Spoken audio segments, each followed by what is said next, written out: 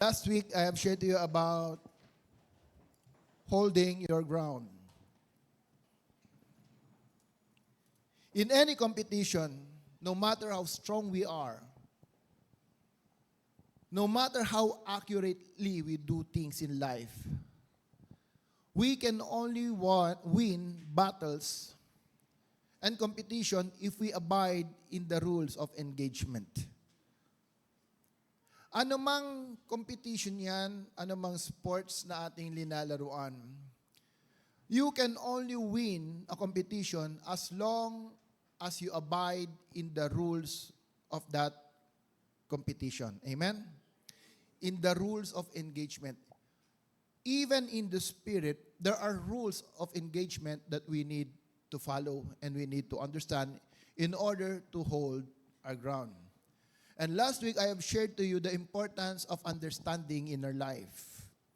Because understanding provides the power of, clarity provides power. If we have the right understanding, then that clarity will empower us to accomplish what God wants us to do. Since the beginning of the world, it is the weapon of the enemy to give confusion in the life of the people of God. And the moment that we have such confusion, it will always affect our identity. In the time of Adam and Eve, the Lord God said to them, you can eat anything in the tree of garden except for the fruit of the knowledge of good and evil. Simple lang ang ginawa ng kaaway. He just made a question to the definite command of God. Is it true that you cannot eat from the fruit of the knowledge of good and evil? That's the only thing that he did. Yung tanungin, yung command na definite ng Panginoon para sa kanila, huwag mo itong kainin. The same principle the enemy used in the life of Jesus. Totoo ba? If you are the Son of God, then make this stone into bread. But this time, in order, he was able to overcome Jesus because Jesus knew how to abide in the rules of engagement. And the power that Jesus used during the time is no other than the Word of God. This is the reason, people of God, that John 1:12 mentioned to us, to him who received, they have given the power to become. The Word of God is not for our knowledge. The Word of God is not for our mind. The Word of God is for our heart and our spirit. It is not taught. The Word of God is caught in our spirit. Because the Word of God is an incorruptible seed. The moment it is planted in our spirit, that seed has its own life. That seed has its own life. And when that seed is planted into our spirit, that seed knows how to find water and source and roots in order for him to be nourished within us. And when that seed grows, then it will influence our mind. This is the reason the Bible is telling, so as the man thinketh from his heart. So as the man thinketh from his heart, so he is. Before tayo nag-start last Sunday, I asked our worship team this question. Ang tanong ko sa kanila, how do you understand this statement? Arrest every offense in your life. Arrest every offense in your life. Or in other words, address every offense in your life. May mga nag-respond na, iiwasan ko yung taong to. Hindi ko na siya harapin. That's how they interpret yung arresting offense. On the other side, may nagsabi, I will settle matters with them. Same statement, but different kind of interpretation. And I realized while we are worshiping a while ago, the Spirit reminded me about this statement. you will never influence the people whom you avoid. You will never influence those people whom you avoid. So, for me, the deeper understanding, the deeper essence of this statement, arrest every offense around you. Meaning, if you know that there are people who are offended, or if you know you are offended because of such people, you have to settle matters with them more than avoiding them. So this is the first thing, understanding. The whole series or the whole teaching that you will be receiving in the year of 3 to 5 years will boldly tackle about understanding in our life. Because there's no problem with the seed. There's no problem with the sower. What we need to plow is the ground. Because if the ground is healthy, if the ground is right, every seed that will be planted on the ground, it will grow. It will never be choked by the enemy. Today, let me start by reading Nehemiah chapter 4. Again, the main context of our topic, holding your ground. Nehemiah chapter 4, verse 10 to 11. Thus in Judah it was said, the strength of the burden bearer is failing. Yet there is much rubbish, and we ourselves are unable to rebuild the wall. Our enemy said, they will not know, they will not see until we come and kill them and put a stop to the work. So last week I shared to you about understanding. Understanding is a matter of knowing and have an common alignment of what is the truth about the Word of God. Today, let's go on the second principle. They will not see. They will not see. Now listen in. Your body will only follow what your eyes can see. Your body, your mind will just move according to what your eyes can see. Amen? And one of the problem why we cannot move according to the purpose of God is because our lives are so trained by the system of this world. And every time that God speaks to us, God is always speaking to us our future. Amen? I was with Pastor William this past 2 days. We picked them up from the airport last Thursday. And yesterday, I don't know if it was yesterday or the other day, we were talking about some activity in the church. And he told me that as a church, we should plan at least one event in a year that we can fill the church with people, friends, relatives. The intention is the gesture is more on the prophetic, that people will understand what will be the future of the church. It is how we can prepare ourselves to see what God is doing for us in the future. So he asked me, are you coming to the anniversary tomorrow? Though I know that there will be church anniversary in Malolos. But I told him I did not receive an official invitation, but I know there's an anniversary. And the pastor called me and told me, you need to come. You need to come. So in short, yesterday we attended this grandiose 40th anniversary of the church, which was held in a coliseum in Malolos, Bulacan. At nung nakita ko po yung celebration, how they presented themselves, nung sinabi po sa mga, kasi ang invitation is barong, and sa Filipiniana, yung team. Then, sa mga lalaki, sa mga men's, pwede yung tie. So, sabi ni Kuya Kale, Dad, wag mong i-tuck out. Wag mong i-tuck out. Kasi mahilig ako nakatakot dahil nga mas komportable ako. Di ba, Kuya Jason, pag malaki yung... Ang hirap mag-tuck in eh. Hindi naman yung about yung forma, but mahirap mag-tuck in. So, naka-tuck out ako, pero naka-necktie.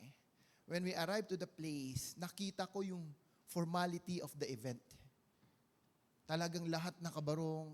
Kasi for me, ang tinisip ko, it's a church anniversary, casual. Alam mo yung mga usual na celebration of the church. But there's something in this family that is planted into their spirit on how they would like to present the church. When they said it's a formal event, everyone is really in formal attire, wearing the barong. At nung nakita ko yun, pagdating namin sa car park, sandali lang ka, magtatakin ako. Hindi ko na inisip ano magiging may tsura, pero nagtakin ako, then I use my blazer, yung jacket. And I realized when I'm watching all these celebrations, sabi ko, this is what I want the church to be. When we say it's formal, everyone is formal. When we say that this is a formal event, this is how we want to present the church. But sometimes it's hard, difficult to comprehend. It's difficult to comprehend why? Because our mind is not trained to do such kind of activity. Diba, last Christmas party, we just tried it out. Sabi ko, let's present yung, make it a PICC quality type of presentation. This is the reason why, church, I want to bring some of our leaders to this kind of event so that you will see what kind of culture we are building in the house. Bakit kaya nilang gumawa ng costume to make such kind of presentation? Bakit minsan tayo as a church nahihirapan tayo to present with that kind of quality in the house? Why? Because we are not yet in that kind of dimension. And I encourage everyone, God is doing something in the house. God is building a culture in the house that is not the same with the culture of others. We will be unique. We will going to from glory to glory. We are doing it in the spirit of excellence. Amen. Otherwise, kung pare-parehas lang ang ginagawa natin, we can just come and go in the church. We don't understand what we really are doing. So we need to see. Because when God speaks to us, He will always talk about our future. And the power to hold on your ground is to see your future. Do you know that in the Bible, the word Christian was only mentioned twice by a man? Do you know that? Can you answer me if you know or not? Do you know that? Who mentioned it in the Bible? Those who mention Christian in the Bible, first, they are just the outsider. They are not inside the church. One of them is King Agrippa when he's speaking to Paul. And the other one are the people who saw that Christ-like image in the life of the people in the Antioch. So in the Bible, there are two, the word Christian was only mentioned by a man only twice. Because when God speaks to us, God is calling you and me sons and children. God called us His sons and children. We are the sons of the light. We are the children of God. But most of the time, we just call ourselves Christian.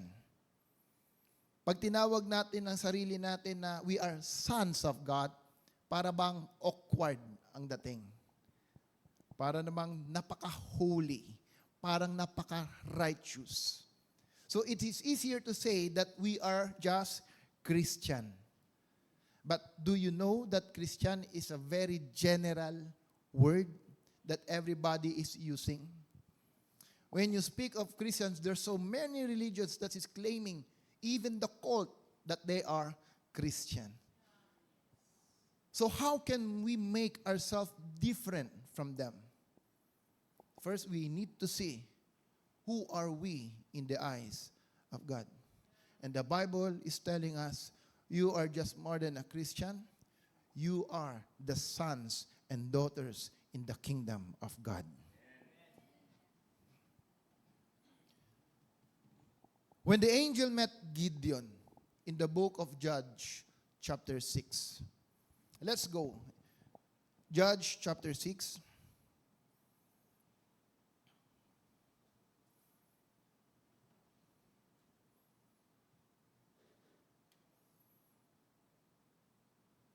Verse 12. Judges chapter 6, verse 12.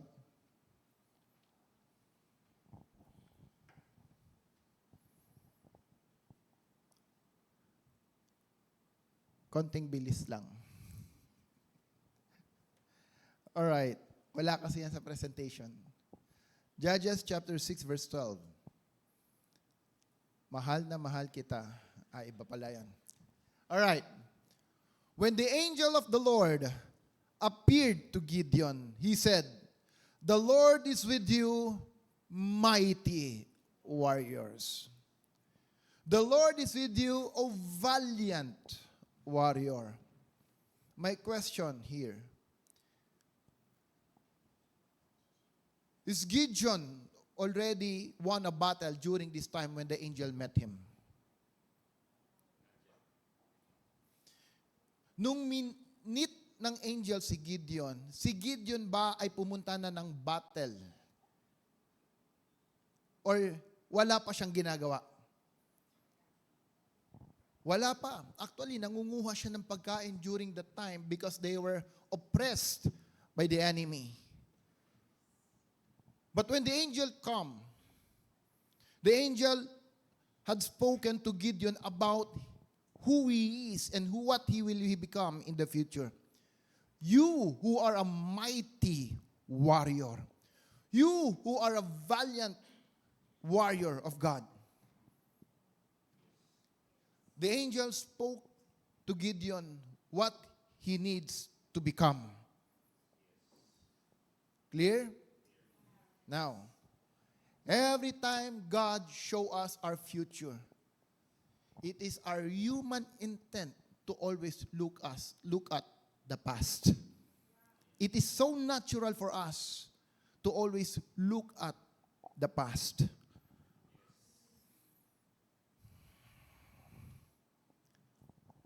Let's continue. Verse 15. He said to him, "O Lord, how shall I deliver Israel?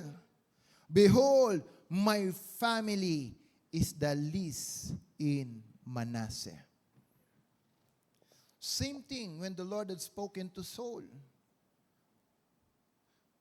Walang kasing tangkad, kasing gwapo ni Saul sa lahi ng Israel. But when Paul and Saul met Samuel, ano ang response ni Saul? "Who am I? I am the least in the tribe of Benjamin." People of God, how do you see yourself in the eyes of God? God is telling you and me, we are the children of God. If we are sons and daughters of God, if we are the sons and the daughters of the kingdom, that means that you carry the DNA of your father.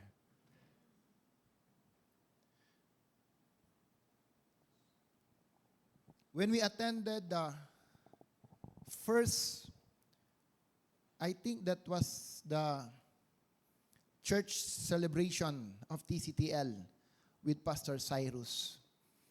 Yung ating pong mga leader, hindi ko na-realize ko that mahilig talaga sa picture. After the preaching, lahat talagang they cram and pumunta dun sa harapan to take the picture with Pastor Cyrus. Sabi ko kay Kuya Kail, kayo na lang, ako na lang magpipicture. Alam nyo kasi pagdating sa ganyan, mahiyain ako. "No, Dad, come with us. Come with us." So sumama ako sa kanila, and as we are going up to the stage, sabi po ni Pastor Cyrus sa amin, it was the first time I met him. Sabi niya sa akin, your son? Your son? Yeah. How did you know? The DNA. The DNA. People of the Lord, when you understand that you belong in the kingdom of God, when you understand that your identity belongs to the identity of Christ and our Father in heaven, you don't need to tell everyone that you are a Christian. You don't need to tell anyone that you are born again. You are from BNCGC. You don't need to tell everyone and tell them that I am a new believer. I'm a new man. Why? Because they will be the one who will testify to you. There's something different in your life. There's something new in the way you speak. There's something new in the way you think. Why? Because you carry the DNA of your father. Sabi nga ni Kuya Aaron, nung siya ay bumabalik, ano sabi mo, Kuya Aaron? Parang ibang-ibang tao na ako. Parang hindi na ako yung dating Aaron. Sometimes there is something within you that is already speaking. But your mind is telling you, no, you're still the same. That's why the Word of God is so powerful that we need to declare it every day until the Word will become the messenger. Until the Word will become us.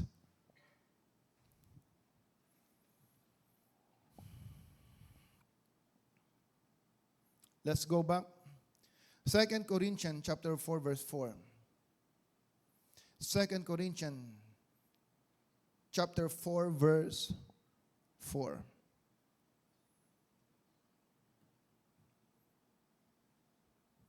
Can we read? 1, 2, 3.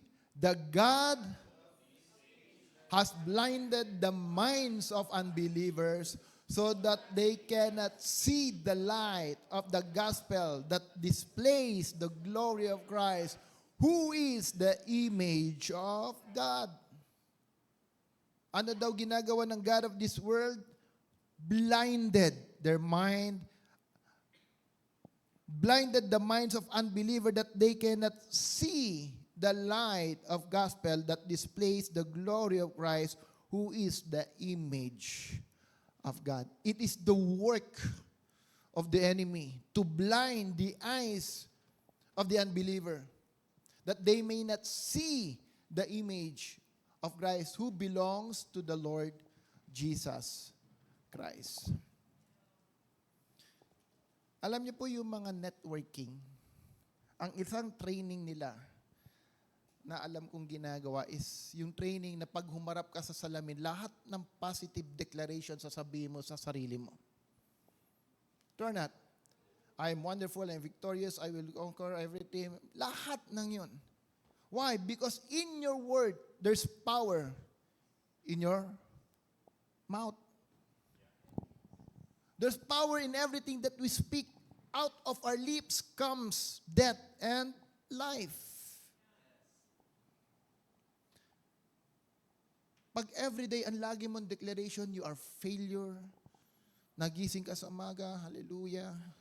Pasok na naman, nakakatamad. Alam mo, pag ganyan ang lagi mong nararamdaman, you are not in the right environment. That environment is not conducive for you to grow. Life is short, people of God. Life is short.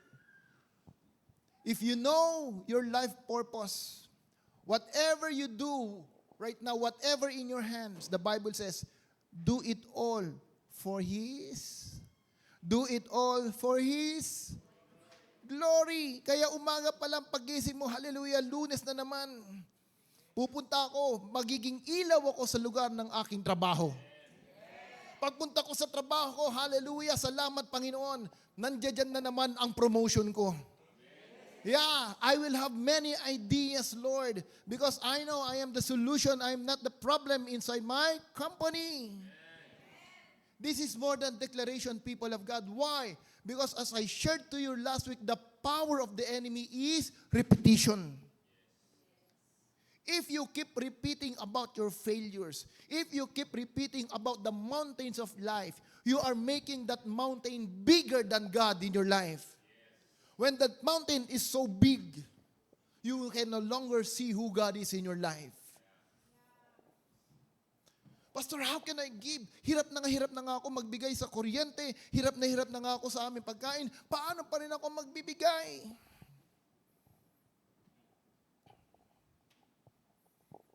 Naalala niyo si Elijah? Sabi ng Bible, Elijah, matutuyo na ang brook. Kukunin ko muna ang Jollibee sa mga raven. Dahil may kinausap na ako na widow. May kinausap na ako na widow, na ang widow na yan ang siyang magpapakain sa'yo. I have commanded a widow to feed you. Nung kinausap ng Diyos, nung sinabi, I have commanded a widow to feed you, meaning God have already spoken to the widow. True or not? God has already there spoken to the widow. But the question is, does the widow heard accurately and understand what God is trying to do in her life? Pagdating ni Elijah doon sa widow, anong sabi ni Elijah? Sabi, ito dadagdagan ko na lang, ipaparaphrase ko na kasi para hindi kaya antukin. Sabi nga ni Pastor Cyrus, pag tayo daw ay tumatawa na dadagdagan ng oxygen yung ating mind, lalo tayong nabubuhay. Amen. Yan. So sabi ni Elijah, sabi ng Diyos, pakainin mo ko. Ikaw ang magpapakain sa akin. Kuya Jean, pakainin mo ko. Hindi ikaw. Hindi ka pa nautusan, nagdadabog ka na. So, anong sagot ng widow? Paano kita papakainin? Nakita mo na bang nagtatrabaho na nga lang ako? Nangunguha ng kahoy? At yung anak ko, inalagaan ko, kaming dalawa na lang nga. Yung aming pagkain, iilan na lang. Kokonti na lang ang nasa garapon, kokonti na lang ang langis. At enough lang to para pakainin ako at ang anak ko hanggang kami ay? Alam niyo po, marami mananampalataya, hinihintay kamatayan na lang. Kaya ang gusto rapture. Ang tagal naman ng rapture. Hirap na ako sa buhay ko. Do you understand why? Because they lost the purpose of their lives. They cannot understand their identity, why God bring them here on earth. Kaya ang gusto nila, sa langit na. Amen. Anong sabi ni Elijah? Kung ikaw kaya, Brother Wine, Kuya Wine, makikita mo yung widow na magpapakain, pagtingin mo, mukha pang mas hirap sa'yo. Mukha pang mas walang lakas compare sa'yo. True or not? Baka ang sabihin mo, mukhang tama to. Babalik ka sa Panginoon, Lord, mukhang mali ang sinend mo. Parang, Lord, pakiclarify nga, tama ba ang understanding ko? Siya nga ba? True or not? True or not? But Elijah is so accurate in understanding the Word of God. Anong sabi niya sa widow? Sige, alam kong kulang ang pagkain mo. Alam kong enough lang yan para sa inyo. Pero narinig ko sa Diyos ko, ikaw magpapakain sa akin. You will be the one to feed me. Therefore, pambihira to si Elijah, kung titignan mo, parang walang puso. Pakainin mo muna ako, painumin mo ako, bago kayo kumain. Alam mo, pag anak mo yon, para bang, grabe tong pastor na to, para sarili lang niya, iniisip niya. Sakit naman nun. Sabi, sugapa daw. Di ba? Human nature. Ang isipin mo, para bang sobra ka naman. Hindi mo ba, pastor, narinig? Nahihirapan na kami. Wala na kami makain. Nahirapan na kami dahil hirap na hirap kami sa trabaho namin. Hindi na kami na-promote. Tapos sasabihin mo, magbibigay pa sa'yo? You don't know what you don't know, people of the Lord. There is a battle in the spirit that if you will not allow someone to break through what you carry in your heart, it is very difficult for you to overcome those things of the past. Give me first the food, feed me, then eat together with your son. What happens next? God moved in the life of the widow. At ang sabi ng salita ng Diyos, hindi naubos ang pagkain nila. Hindi nabawasan ang langis na mayroon sila. Hallelujah. You know that in the power of giving, every time that you give something to God, God knows how to replenish your life. That's why the Bible says, God knows, your Father knows, He already knows what you need before you even ask for it. When you move according to the rules of engagement in the Spirit, when you understand about how you are in the eyes of God, hallelujah, the DNA of the Father, the way we think, the way we see life, we will see God bigger than our mountain. We will see God bigger than our mountain.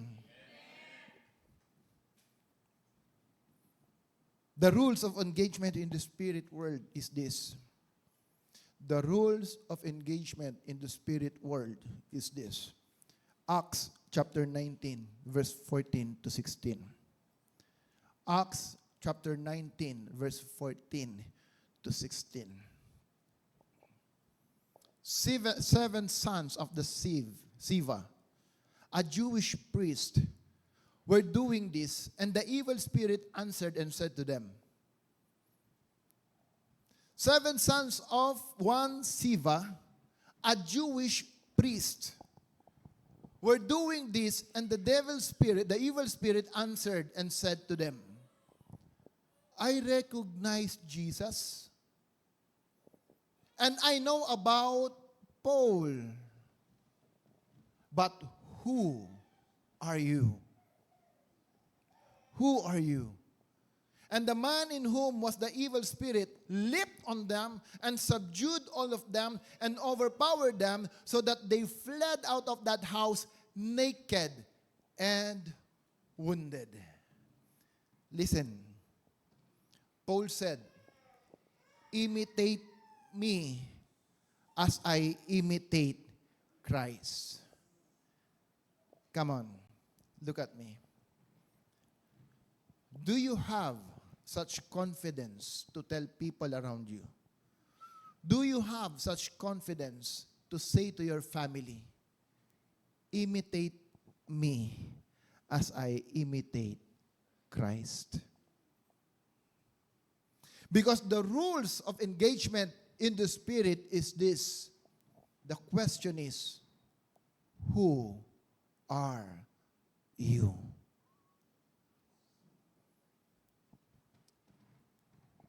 The devil knows who is Jesus.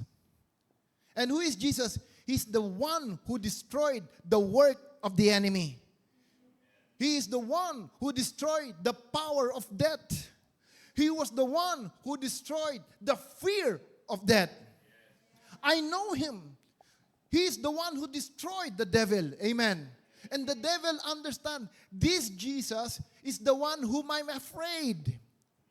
Listen, I saw Jesus in the life of Paul, but I cannot see them from your lives.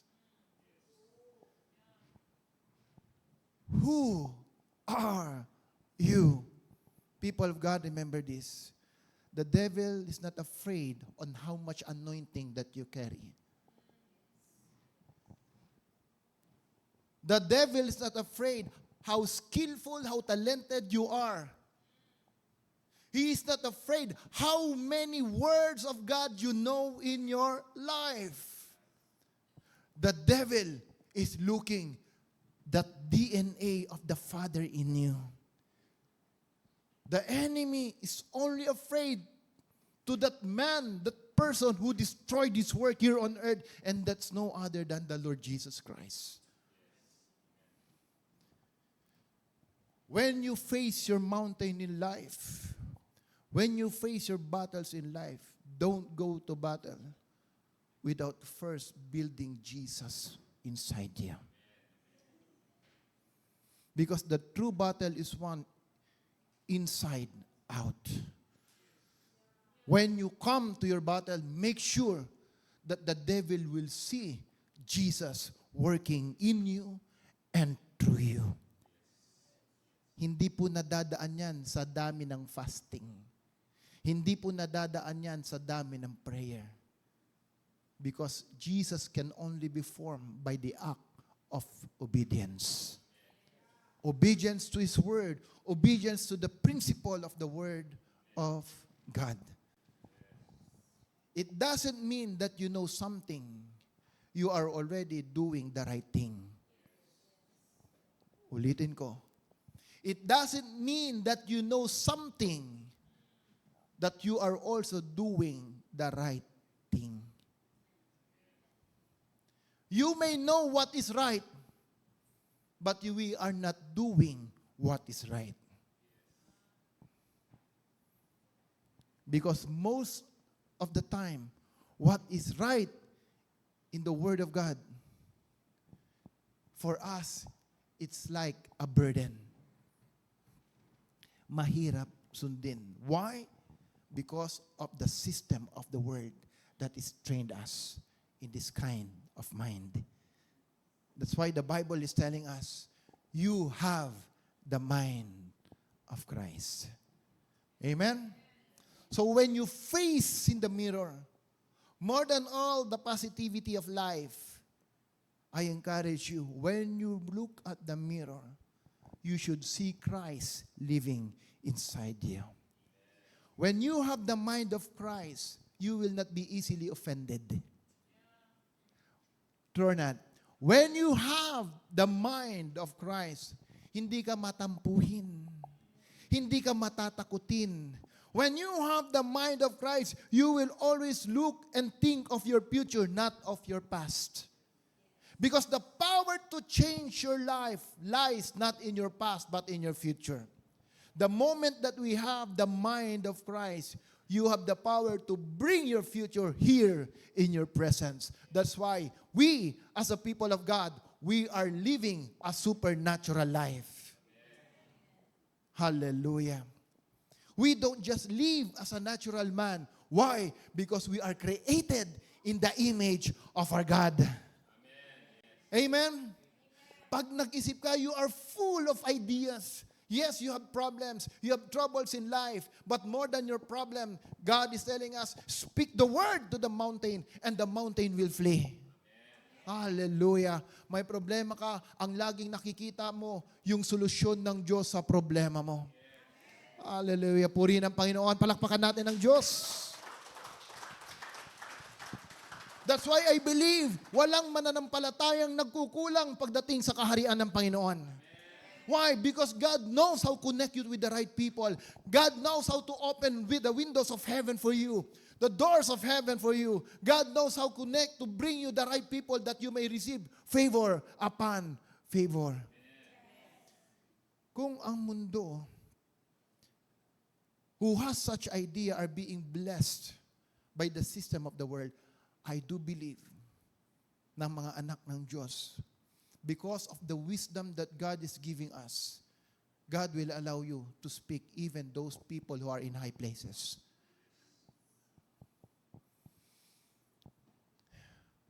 Praise God.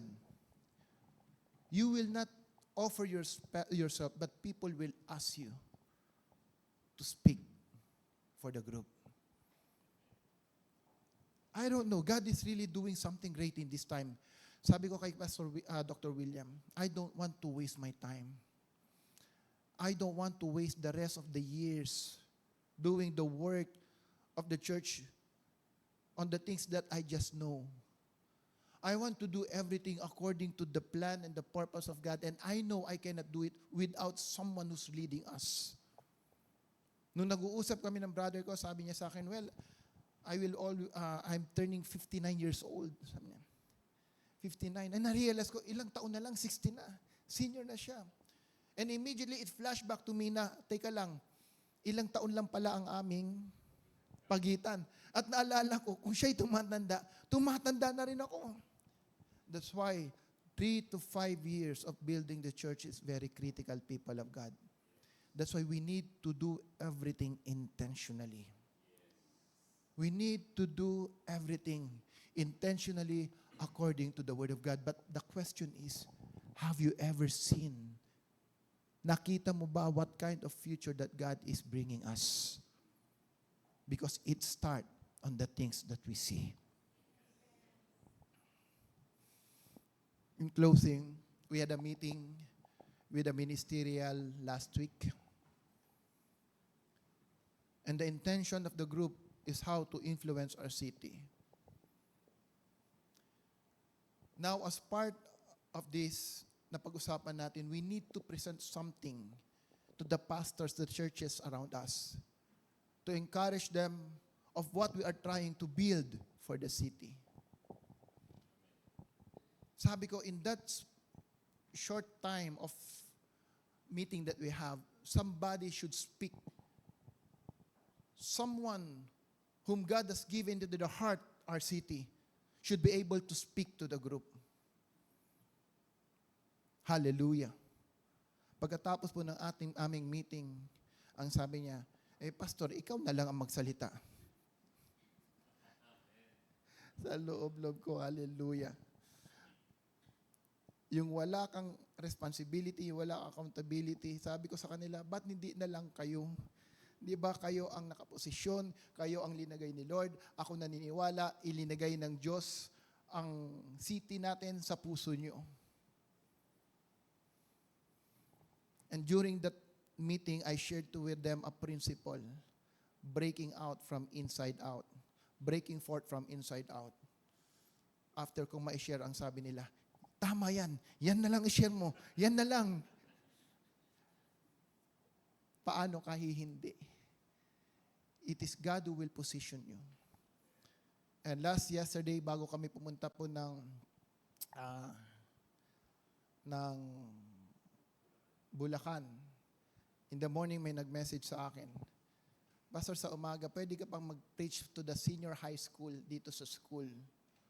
Hallelujah. Sabi ko, it is an annual daw doon sa school nila Kiel before. How can you, if you know it is God who's opening door, kahit alam mo may ginagawa, kahit alam mong may gagawin ka, how can you reject those kind of opportunity that God is opening in your door, in your life? Again, you don't need to offer yourself. I don't know how they knew. I don't know what prompted them to invite us, but I do believe something great God is doing in this time. And in this time, God is raising up the church to be an extraordinary church with extraordinary people, with a supernatural mind. Why? Because God is telling us that your identity, my identity, belongs to Him. Ano man na nakaraan na mayroon ka, it is time for you to let go. Simulan mo ng kampanta, let it go, let it go. Why? A better future is ahead of us. Pag-gising mo ng umaga, huwag mo nang sabihin, hallelujah, Lunes na naman. Kundi, hallelujah, Lunes na naman. May pag-agong pag-asa, bago opportunity, amen. Alam niyo, huwag kayong mag-alala. Nung ako po'y nagtatrabaho, ganun din pakiramdam ko. Pagdating ng Lunes, para akong laging may kabag. Okay, ito medyo sa sideway lang ako. Pag hindi tama ang puso mo at spirito mo, talagang lagi kang may tama araw-araw. Tinawagan ako ng HR during that time, nung ako po ay nagwo-work. Ang ganda naman ng sinabi. Alam mo, sabi ko, AG, mas concerned lang kami sa'yo. Magpapadala kami ng nurse sa bahay nyo para i-check ka. Napatay ako. Ang sabi ko, papasok ako mamaya, okay na ako. Marami sa atin until now, para bang hindi nakikita, tandaan nyo, ang Diyos pag nagpala sa'yo, hindi yan sisimulan ng Diyos sa labas. Ang titignan ng Diyos, yung pinagkatiwala ba niya sa'yo ngayon, na pagkakatiwalaan ka. Sapagkat sa maliit na bagay na ikaw ay napagkatiwalaan, alam ng Diyos paano ka pagpalain sa mas malaking bagay. Amen? Let's all stand. Hallelujah.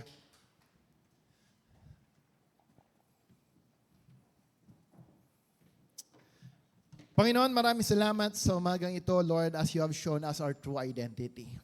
Lord, tulad ng amin na pag-usapan, every time that you speak to us, you are always speaking to us about our future.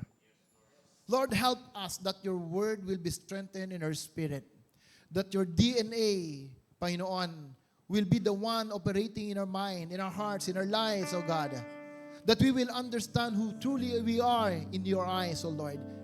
Sino kami sa iyong harapan? Sino kami sa iyong kaharian, Panginoong Diyos? Because we are more than a man. We are your sons and daughters, O God. And we carry your DNA, O Father. That's why we are living life. We are having the mind of Christ. And because we have the mind of Christ, we are more than conquerors. We are all overcomers, O God. No mountains and challenges of life can hinder and stop us from doing our life purpose here on earth, O God. For it is you, by the power of your Spirit, who will empower us to accomplish everything that you want us to do, Lord. We will go into advance your kingdom. We will go higher and stronger, O Lord. Oh, hallelujah. Salamat sapagkat naunawaan namin na bawat pagsubok na aming hinaharap, Lord, you have already reminded us by your word that every trials and testing of life, Lord, what we need to address is the internal conflict more than the outer conflict that we are seeing, oh God. Because the true battle start within us, oh God. If we will run the battle inside us, then everything around us is already settled, oh Lord. That's why, Father, I pray in the name of Jesus and by the power of your Holy Spirit, allow your word to deeply imprinted in the spirit of your people. Allow the word right now in the name of Jesus that we are your sons and daughters, O Lord. Sons and daughters of the kingdom. Sons and daughters of this house, O God. That we are more than conquerors. We are the citizens of the kingdom of God. Allow your word to settle in our spirit that we will see the power of your future in our lives, O God. More than the pain of the past, more than the difficulties of the past, Lord, our eyes will be open that we will see the future that you have prepared for us, O God. Salamat, Panginoon. As I see in the Spirit, Lord, this church will exponentially grow according to your will. We will have our own building. We will raise the next generations that they will finish strong. Every leaders of this church will understand their true purpose, O God. You will bless the works of the hands of your people, O God. In the name of Jesus, I declare promotion upon promotion in every companies, in every works of your people, O God. I pray for the increase in the businesses of your people, O God. That there be a multiplication, O Lord. Supernatural multiplication in everything that your people is doing, O Lord. In Jesus' name. As you have said to Abraham, I will bless you so that you will be a blessing to the nations. That's why we are blessed. Not just for us. We are blessed because we will be a blessing to our family. We will be a blessing to our church. We will be a blessing to the nations, O God. We will be the head and not the tail. Salamat, Panginoon. I pray that the image and the likeness of Jesus will be bring forth inside us and through us, O God. Salamat. Salamat, O God. Panginoon, pagpalain mo ang bawat gagawin sa buong linggo. And I pray that every day we are always charged by your presence. We are not just charged when we come to the church, but your presence is always with us. As you have said in your words, you will never leave us. You will never forsake us. That's why wherever we go, you are there. Wherever we go, you are here with us, O God. And that because you are here with us, O Lord, we are always fully charged. Salamat, salamat, salamat for renewing the identity of our lives and bringing us back to your original design. Salamat, Panginoon. O, purihin ka, sambahin ka, dakilain ka. Ating itaas ang ating kamay sa ating Diyos na buhay. May the Lord God bless you and keep you. May the face of our Father in heaven shine upon you and be gracious to you. May the Lord lift up His countenance to you and give you grace. May the grace of our Lord Jesus, the love of the Father, and the communion of the Holy Spirit be with you all. In this I pray, in the name of our Lord Jesus, the name above every other name, the King of Kings and the Lord of Lords. Amen, amen, and amen. God bless, people of God. Jesus loves you.